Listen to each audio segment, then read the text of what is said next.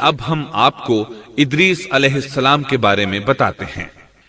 ایک حدیث میں ہے کہ آدم اور شیس علیہ السلام کے بعد ادریس علیہ السلام پہلے نبی ہیں۔ ایک دوسری حدیث میں ہے کہ ادریس علیہ السلام پہلے نبی ہیں جنہوں نے قلم کے ذریعے لکھا اور لوگوں کو کتابت سکھائی۔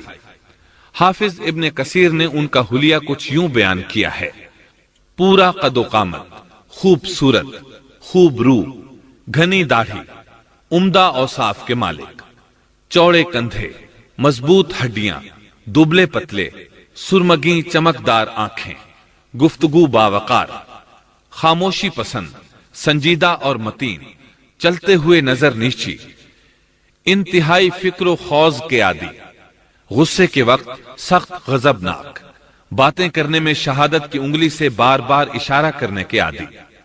ادریس علیہ السلام شیس علیہ السلام کی شریعت پر عمل پیرا رہے۔ چونکہ ادریس علیہ السلام رسول بھی تھے، اس لیے اللہ کی طرف سے مستقل ان پر شریعت نازل ہوئی جس کی تشریح و تفسیر کر کے لوگوں کو احکام الہی سے آگاہ فرماتے۔ ادریس علیہ السلام نے جب دیکھا کہ مفسدین ایمان والوں پر ظلم و زیادتی کر رہے ہیں، ان کا فساد بڑھتا جا رہا ہے اور سمجھانے کے باوجود یہ لوگ باز نہیں آ رہے، تو انہوں نے اپنے پیروکاروں کو جہاد کا حکم دیا۔ ادریس علیہ السلام پہلے شخص ہیں جنہوں نے اللہ کے راستے میں جہاد کیا، غنیمتیں حاصل کی اور دشمنوں کو قیدی بنایا، لیکن غنیمتیں اور قیدی ان کے لیے حلال نہیں تھے۔ رسول اللہ صلی اللہ علیہ وسلم پہلے رسول ہیں جن کے لیے غنیمتیں حلال کی گئیں، لیکن یہ بات یقینی ہے کہ جہاد سب سے پہلے ادریس علیہ السلام نے کیا۔ انہوں نے جہاد کے لیے سب سے پہلے ایک لشکر تیار کیا، پھر اس لشکر کو دو حصوں میں تقسیم کیا۔ ایک حصہ پیادوں پر مشتمل تھا، دوسرا سواروں پر۔ چنانچہ بھرپور تیاری کے بعد ادریس علیہ السلام نے قابیل کی قوم پر چڑھائی کر دی۔ حق و باطل کے درمیان زبردست مارکے ہوئے۔ آخر کار ادریس علیہ السلام نے انہیں گھٹنے ٹیکنے پر مجبور کر دیا۔ ان کا بہت سا مال و اسباب لوٹ لیا اور لوگوں کو قیدی بنا لیا۔ اللہ تعالیٰ نے ان تمام باتوں کا ذکر نہیں فرمایا، بلکہ اللہ نے ان کی سیرت کے بارے میں اپنی کتاب قرآن مجید میں اشارتاً ذکر فرمایا ہے۔ مثلا سورہ مریم آیات 56 اور 57 میں ارشاد ہوتا ہے: اور اس کتاب میں ادریس کا بھی ذکر کر، وہ بھی نیک کردار نبی تھے، ہم نے انہیں بلند مقام پر اٹھایا۔ ان کے بلند مرتبے کے بارے میں بخاری اور مسلم میں حدیث موجود ہے کہ نبی کریم صلی اللہ علیہ وسلم نے فرمایا: میں نے معراج کی رات چوتھے آسمان پر ادریس علیہ السلام سے ملاقات کی، وہ چوتھے آسمان پر بلند مقام پر فائز تھے۔ ابن جریر نے ایک روایت بیان کی ہے، وہ روایت اس بات کی وضاحت کرتی ہے کہ اللہ تعالیٰ کے ارشاد سے کیا مراد ہے، اس کا کیا مفہوم ہے۔ ابن جریر کے علاوہ دیگر بڑے بڑے مفسرین اور مورخین نے بھی اس روایت کو ذکر کیا ہے، لیکن اس کی کوئی صحیح سند نہیں مل سکی۔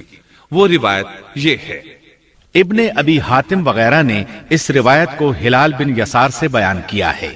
وہ کہتے ہیں میری موجودگی میں ابن عباس رضی اللہ عنہما نے کعب رحمت اللہ علیہ سے پوچھا: کعب، ادریس علیہ السلام کے متعلق اللہ تعالیٰ کے اس قول ہم نے انہیں بلند مقام پر اٹھا لیا کا کیا مطلب ہے؟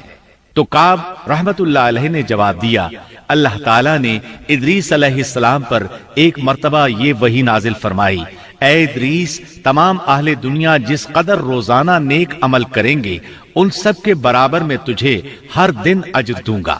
ادریس علیہ السلام نے یہ سنا تو انہیں خواہش محسوس ہوئی کہ میرے اعمال میں روز افزوں اضافہ ہو، اس لیے عمر کا حصہ طویل ہو جائے تو اچھا ہے۔ انہوں نے وحی الہی اور اپنے اس خیال کو ایک رفیق فرشتے پر ظاہر کر کے کہا: اس معاملے میں موت کے فرشتے سے گفتگو کرو تاکہ میں نیک اعمال کا زیادہ سے زیادہ وقت حاصل کر سکوں۔ اس فرشتے نے جب یہ سنا تو ادریس علیہ السلام کو اپنے بازوؤں پر بٹھا کر لے اڑا۔ جب یہ چوتھے آسمان سے گزر رہے تھے تو موت کا فرشتہ زمین پر آنے کے لیے اتر رہا تھا، وہیں دونوں کی ملاقات ہو گئی۔ دوست فرشتے نے موت کے فرشتے سے ادریس علیہ السلام کے بارے میں گفتگو کی۔ موت کے فرشتے نے دریافت کیا: ادریس علیہ السلام کہاں ہیں؟ اس نے کہا میری پشت پر موت کا فرشتہ کہنے لگا مجھے اللہ کی طرف سے یہ حکم ملا ہے کہ چوتھے آسمان پر ادریس علیہ السلام کی روح قبض کروں، اس لیے میں سخت حیرت میں تھا کہ یہ کیسے ممکن ہے، ادریس علیہ السلام تو زمین پر ہیں۔ چنانچہ موت کا فرشتہ ادریس علیہ السلام کے پاس آیا، ان سے اجازت طلب کی اور ان کی روح قبض کر لی۔ انبیاء کو یہ امتیاز حاصل ہے کہ فرشتہ ان کی اجازت کے بغیر ان کی روح قبض نہیں کر سکتا، اور رسول اللہ صلی اللہ علیہ وسلم کو تو یہ اختیار دیا گیا کہ آپ دنیا میں مزید رہنا پسند کریں تو رہ سکتے ہیں، یا پھر رفیق اعلیٰ کی رفاقت کو پسند کر لیں۔ آپ نے رفیق اعلیٰ کی رفاقت کو پسند فرمایا۔ اس طرح ادریس علیہ السلام کی روح چوتھے آسمان پر قبض کی گئی۔ انہیں بھی عیسیٰ علیہ السلام کی طرح آسمان پر اٹھایا گیا، فرق یہ ہے کہ عیسیٰ علیہ السلام کی روح قبض نہیں کی گئی۔ یہ واقعہ نقل کر کے کعب رحمت اللہ علیہ فرماتے ہیں کہ اللہ تعالیٰ کے ارشاد کی تفسیر یہی ہے، لیکن درست بات یہ ہے کہ یہ اسرائیلی روایت ہے۔ ادریس علیہ السلام کی وفات ہو گئی تو لوگ فساد میں اور بڑھ گئے، ان میں شر پھیل گیا، تاہم وہ توحید پر قائم رہے۔ بت پرستی کا ان میں کوئی شعور نہیں تھا۔ لوگ آدم علیہ السلام کی وفات کے 1000 سال بعد تک توحید پر قائم رہے۔ ان میں فسق و فجور ضرور تھا لیکن شرک نہیں تھا۔ اللہ تعالیٰ کے اس ارشاد دراصل لوگ ایک ہی امت تھے کا یہی مطلب ہے۔